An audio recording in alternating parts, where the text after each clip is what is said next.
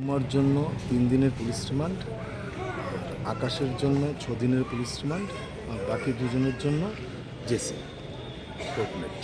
এই কেসে কি আর অন্য কারোরকে এখন পর্যন্ত আটক করা হয়েছে? হ্যাঁ, গত আমাদের একজনকে অ্যারেস্ট করা হয়েছে রায়গঞ্জে। আজকে সন্ধ্যা নাগাদ এসে পৌঁছার কথা, সুতরাং কালকে তাকে কোর্টে প্রডিউস করা হবে। যাদের নাম প্রথম সারিতে আছে মানে রাজু বর্মন এবং তার আরেকজন, তারা এখনো পাওয়া যাচ্ছে না, মানে পুলিশ কি কোনো চেষ্টা জায়গায় চলছে, ওদেরকে অ্যারেস্ট করা হবে খুব শীঘ্রই। বিপক্ষের উকিল একটা দাবি তুলেছে, মানে যারা ভিকটিমস হয়েছে তাদেরকে ভীষণভাবে আঘাত করা হয়েছে পুলিশ রিমান্ডে, সেই বিষয়টা। এটা দেখুন, এটা সে যখন থানাতে ছিল টয়লেটে যেতে গিয়ে পড়ে গেছে, সুতরাং হি সাস্টেইন ইনজুরিজ। এভাবে এখন ওরা মিথ্যে কথা বলছে, কোর্টে এসে বলছে, কারণ just to avoid the police remand they have taken this.